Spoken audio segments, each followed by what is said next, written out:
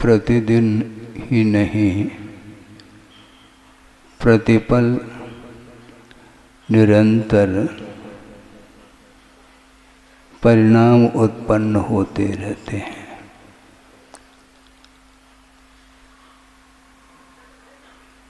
किंतु उन परिणामों के माध्यम से विभिन्न प्रकार के कर्मों का अर्जन होता है। परिणाम हमेशा एक से नहीं रहते, परिवर्तन निरंतर होता रहता है। साधन एक से बने हुए रहते हैं, इसके बावजूद भी उपयोग में अथवा मन में स्थिरता नहीं होने के कारण परिणामों में अंतर देखने को मिलता है। कभी कभी दर्शन करते समय जो परिणाम उत्पन्न होते हैं वे हमेशा एक से नहीं होते, जबकि प्रभु में कोई परिवर्तन देखने में नहीं आ रहा है।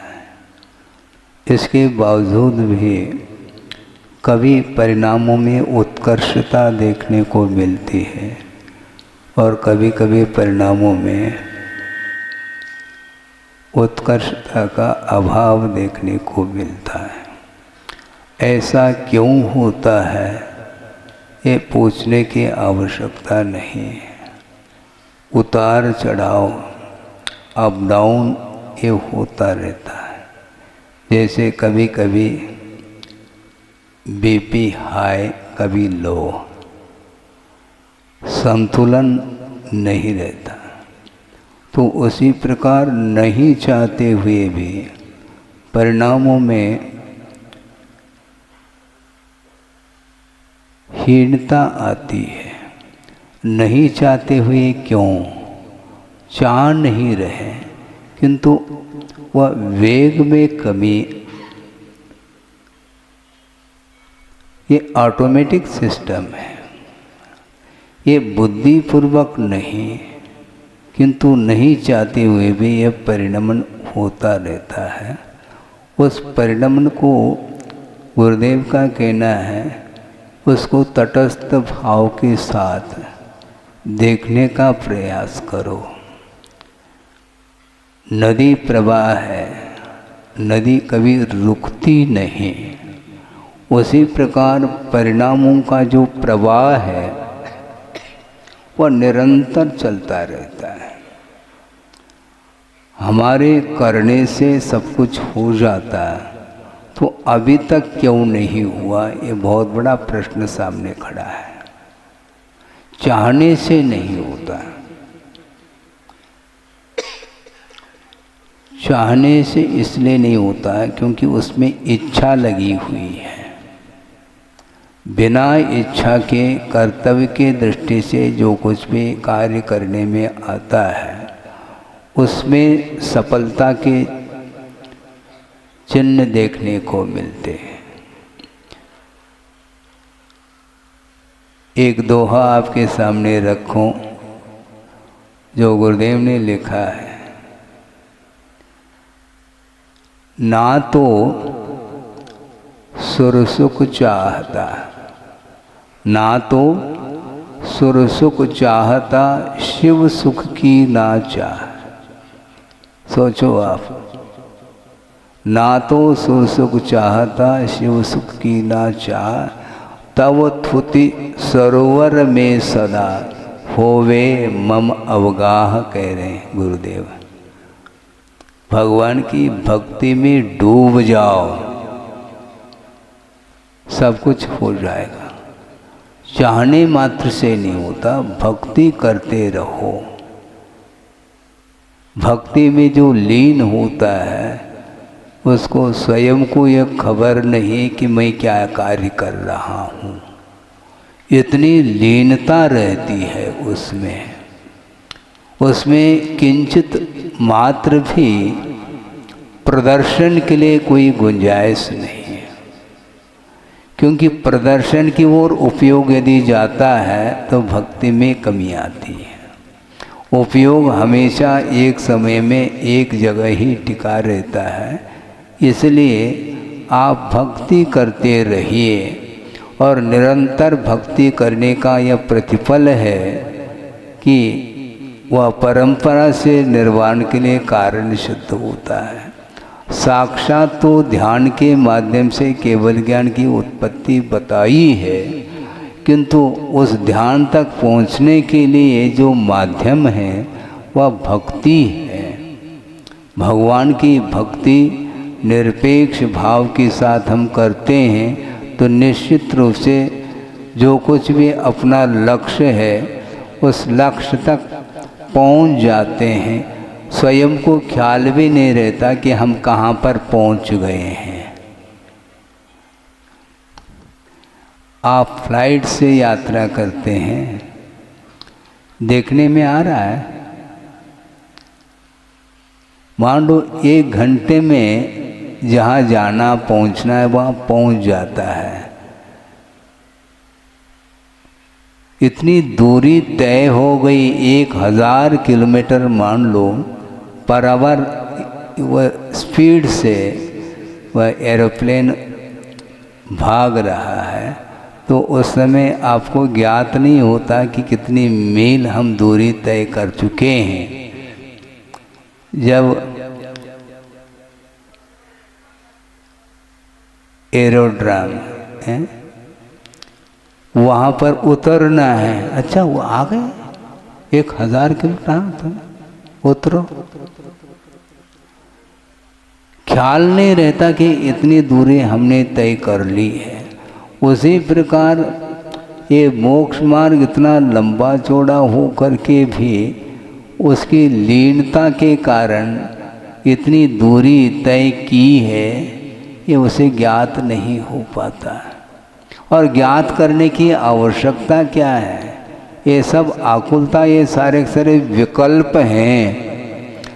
असत विकल्प तो उठना ही नहीं चाहिए और सत विकल्प हमारे लिए बाधक सिद्ध नहीं होते। प्रवृत्ति में जो धार्मिक क्रियाएं अपन करते हैं उस समय भी विकल्पातीत अवस्था नहीं रहती, विकल्प तो बने रहते हैं। आप भक्ति करते हैं, कोई स्तोत्र पाठ आदि करते हैं तो उस समय आपका उपयोग उसमें लगा हुआ है। एकाग्र चित्त हो करके आप स्तोत्र का पाठ कर रहे हैं, किंतु जब अंतिम कड़ी आती है तो पता चलता है कि अच्छा भक्तांबर समाप्त हो गया है। बीच में आपको ख्याल नहीं रहता कि ये कौन सी कड़ी चल रही है। इसको बोलते हैं एकाग्रता। तो उसी प्रकार यहाँ पर अपने परिणामों को बैलेंस बनाने की आवश्यकता है, उसको केंद्रित करने की आवश्यकता है। मन जब तक केंद्रित नहीं होता तब तक वह कार्य नहीं हो सकता है। बहुत सूक्ष्म परिणमन है और वह परिणमन वह बुद्धि का भी विषय नहीं बनता और कार्य हो जाता है। ध्यान में जब लीन होता है साधक, उस समय मैं किस गुणस्थान में हूँ यह यदि मान लो विकल्प आ जाए तो निश्चित रूप से वह नीचे आ जाएगा, क्योंकि विकल्पातीत अवस्था में पहुँच गया है। वहाँ पर विकल्प की बात आ गई तो नीचे आ गया। इसीलिए कोई विकल्प नहीं उसमें। घड़ी देखो नहीं, घड़ी देख करके इधर स्वाहा कर रहे हैं और एक हाथ से घड़ी देख रहे हैं, तो स्वाहा कहाँ कर रहे हैं आप? है? एक साथ 2 कार्य होते हैं क्या? नहीं। आपका उपयोग जो है ना अस्थिर होने के कारण आपकी सारी क्रियाएं अवचेतन दशा में हो जाती हैं। एक हाथ से आप स्वाहा कर रहे हैं, अर्घम कह रहे हैं और एक हाथ से अपनी घड़ी भी देख ली। ये दोनों कार्य एक साथ नहीं हो सकते हैं। तो उस समय आपका उपयोग उस पूजा से हट चुका होता है कौन सामने आया ये तक ज्ञात नहीं होना चाहिए। हमने कई बार इस प्रसंग को रखा है प्रवचन के दौरान भी, आपके बीच में वह विषय और रखना चाहता हूँ। मान लो आप लोग प्रभु के चरणों में एकाग्र होकर के पूजन कर रहे हैं, वह समय यदि मान लो कोई मुनि महाराज भगवान के दर्शन के लिए आ गए, उस समय भी आप भगवान की पूजा को छोड़ना नहीं चाहिए। भगवान के लिए आप अर्घ चढ़ा रहे हैं और बीच में महाराज आ गए तो उनके लिए भी अर्घम नहीं। महाराज फिर अभिनय हो जाएगा। अच्छा, फिर भगवान का अभिनय नहीं होगा। जो कार्य आपने हाथ में ले रखा है उसको पूर्ण कर लीजिए, फिर बाद में अगला कार्य। महाराज आ गए, महाराज फिर हम क्या ऐसा करें काम, क्या से क्या करना है? कुछ नहीं करना, जो कार्य कर रहे हैं उसको पूर्ण कर लो। मान लो आप माला फेर रहे हैं, उसी समय महाराज आ गए तो क्या करेंगे आप? माला छोड़ देंगे क्या? नहीं। इसको बोलते एकाग्र चित्त होकर के धार्मिक कार्य को किया जाता है, किंतु अस्थिरता के साथ संसारी प्राणी इन क्रियाओं को करता है और करता हुआ भी उसका जो प्रतिफल मिलना चाहिए, रिजल्ट जिसको बोलते हैं, उसमें कम नंबर मिलते हैं। कम क्यों? आपने अपने परिणामों से ही नंबर को काट लिया है, उन्होंने नंबर काटा नहीं है। आपके द्वारा ही इतने नंबर लिए गए हैं, वो क्या कर सकते हैं? तो वस्तुतः ये धार्मिक कार्य बिल्कुल प्योर होना चाहिए। कोई प्रदर्शन नहीं, कुछ नहीं, केवल एक ही उद्देश्य होना चाहिए, जिस उद्देश्य को लेकर के देवगुरु शास्त्र की आराधना कर रहे हैं, उस उद्देश्य में दूसरा कोई भी उद्देश्य नहीं आना चाहिए। तब तो उसमें उस कार्य में सफलता मिलती है। आपका समय हो रहा है, मैं इतना ही कहना चाहता हूँ, लगभग समाप्ति पर है क्या सिद्ध चक्र विधान, और कल अंतिम दिन सुन रहे हैं और परसों हवन के साथ और शोभा यात्रा ये और है। शोभा और यात्रा भी है, वह यात्रा दिखाई पड़ रही इसलिए शोभा यात्रा है, और मोक्ष की जो यात्रा है वो अकेला ही जाता, उसकी शोभा दिखाई नहीं पड़ती, क्योंकि स्वभाव को जिसने प्राप्त कर लिया उसके दृष्टि में कोई वैभाविक वस्तु का आकर्षण नहीं रहा, वो अकेले ही चले जाते हैं। मान लो गुरु और शिष्य, गुरु का संग है, बहुत विशाल संग है, और उसमें मान लो एक शिष्य वह है जो ध्यान में लीन हो गया और केवल ज्ञान के साथ साथ ही मोक्ष को प्राप्त कर गए। उस समय गुरु क्या करेंगे? नहीं रुको, हमसे तुम पहले जा रहे हो, बाद में आकर के हमसे तुम दीक्षित हो गए हो, तुम पहले चले जा रहे हैं, रुको। ऐसा हो सकता है क्या? नहीं हो सकता। ध्यान कर लिया, आत्म ध्यान करने के फलस्वरूप उसको निर्वाण का लाभ होगा, उसको कोई भी रोक नहीं सकते। वृषभनाथ भगवान के पहले बाहुबली मुक्त हुए क्या नहीं? तो वृषभनाथ भगवान के पहले मुक्त हो गए, तो फिर सिद्धाय नमः वृषभनाथ से भी बड़े हो गए, तो हो तो गए, और क्या दिक्कत क्या है इसमें? इसमें कोई विकल्प नहीं। हालांकि वृषभनाथ भगवान को केवल ज्ञान हुआ है, होने के बावजूद भी उन्हें अभी भी निर्वाण का लाभ नहीं हुआ, उसके पहले ही बाहुबली मुक्त हुए। इसलिए जिसको ध्यान में उपयोग लगा हुआ है उसको कोई रोक नहीं सकता। हाँ, रोकने की बात ही नहीं, और पहले और बाद की कोई बात ही नहीं। जबकि गुरुदेव ने एक कोटेशन दिया, शायद आपने भी पढ़ा होगा, गुरु और शिष्य में क्या अंतर है? आगे पीछे, आगे पीछे, इतना ही अंतर होता है। दिशा विपरीत नहीं है शिष्य की, जो दिशा गुरु की है वही दिशा, उसी दिशा की ओर वह बढ़ रहा है शिष्य, और वह गुरु का अनुकरण करता हुआ चला जाता है। इसलिए गुरु और शिष्य में बहुत बड़ा अंतर देखने को मिलता, ऐसा कुछ नहीं। किंतु जिस समय वह ध्यान में लीन होता है साधक, उस समय ये सारे विकल्प जितने भी हैं, व्यवहार की भूमिका में जो भी विकल्प हैं, उन विकल्पों से वह ऊपर उठ जाता है। और जब तक व्यावहारिक भूमिका से ऊपर नहीं उठता है तब तक वह समीचीन व्यवहार करता ही चला जाता है, छोड़ नहीं सकता। हाँ, मूलाचार का आलंबन कब तक? जब तक समय सार आत्मसात नहीं होता तब तक मूलाचार का आलंबन लेना ही पड़ता है। कि जो प्लेन है, हवाई जहाज जिसको बोलते हैं,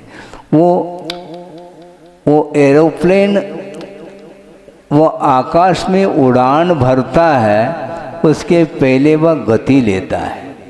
गति काहे में लेता है? वो हवाई पट्टी पर अच्छी स्पीड से वह गति लेकर के फिर बाद में वह उड़ान भरता है। उसी प्रकार गुरुदेव का ये कहना है, पहले समय सार रखो थोड़े बहुत, पहला मूलाचार रूपी हवाई पट्टी पर स्पीड से चलना होगा। निर्दोष मूलाचार के अनुरूप आचरण किए बिना समय सार वह उसकी कोई उपयोगिता नहीं है। महाराज, हम समय सार का स्वाध्याय कर सकते हैं, अब कर ही रहे हैं तो हम कहाँ से निषेध करेंगे। लेकिन गुरुदेव ने ये कहा था कि जो अभी मिडल में पहुंचा है, मान लो कोई छात्र है अथवा प्राइमरी में पहुंचा है, तो उसके हाथ में यदि एमए की किताब यदि दोगे तो उपयोगिता सिद्ध होगी क्या? एक कक्षा को पार करते करते जब 16वीं कक्षा में प्रवेश पाता है, उस समय वह एमए का छात्र माना जाता है, उसके पहले नहीं। उसी प्रकार अभी रत्नकर्ण श्रावकाचार्य के अनुरूप भी जिसका आचरण नहीं है, और वह यदि समय सार की बात करता है तो ये क्रमबद्ध स्वाध्याय नहीं माना जाता। क्रमबद्ध पर्याय की चर्चा तो आती है, किंतु गुरुदेव का कहना है क्रमबद्ध स्वाध्याय करो, और अपनी भूमिका के अनुरूप स्वाध्याय करते हुए तदनुरूप आचरण यदि नहीं बनाओगे तब तक आपको समय सार का स्वाद नहीं आ सकता। इसलिए जिस प्रकार वह पूर्ण रूप से गति लेने के बाद वो एरोप्लेन फिर उड़ान भरता है आकाश में, उसी प्रकार मूलाचार, श्रावकाचार के बाद मूलाचार। यदि मान लो कोई डायरेक्ट भी मुनि बनना चाहता है, इसमें कोई बाधा नहीं।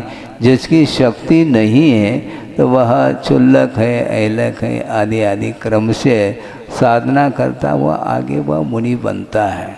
तो अर्थ यहाँ पर ये है, ये जो कुछ भी साधना की जाती है ये निरपेक्ष भाव के साथ अपने लक्ष्य को स्थिर रखते हुए तो वह साधना में वह लग जाता है, तो उसको ज्ञात नहीं हो पाता मैं कहाँ पर पहुँच गया हूँ, और एक समय वह आ जाता है, वह निर्वाण का लाभ ले लेता है। तो उसी प्रकार आपका लक्ष्य क्या है? सिद्ध चक्र मंडल विधान करने का कोई लक्ष्य तो बांधा होगा आपने। क्या लक्ष्य है? क्या बनना चाहो? है? हाँ, मोक्ष। लेकिन जिस वेश में हो उस वेश में मुक्ति नहीं मिलेगी, ध्यान रखो। पहला मुकुट को भी उतारना पड़ेगा, है। और देव पर्याय में ये संभव ही नहीं। मनुष्य पर्याय में ही वह सभी प्रकार के परिग्रहों का विमोचन करता है, तब वह बाहरी परिग्रहों से मुक्त होने के कारण उसकी यात्रा सुचारू रूप से मोक्ष की यात्रा हो सकती है।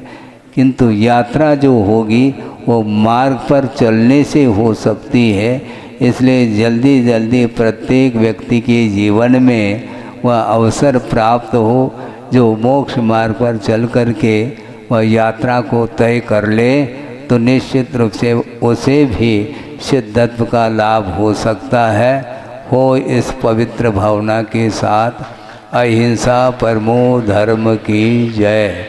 बोधि समाधि परिणाम शुद्धि स्वात्मोपलब्धि शिव शोक शुद्धि चिंतामणिम चिंतित वस्तुदाने त्वां वंदमानस्य ममास्तु देवी।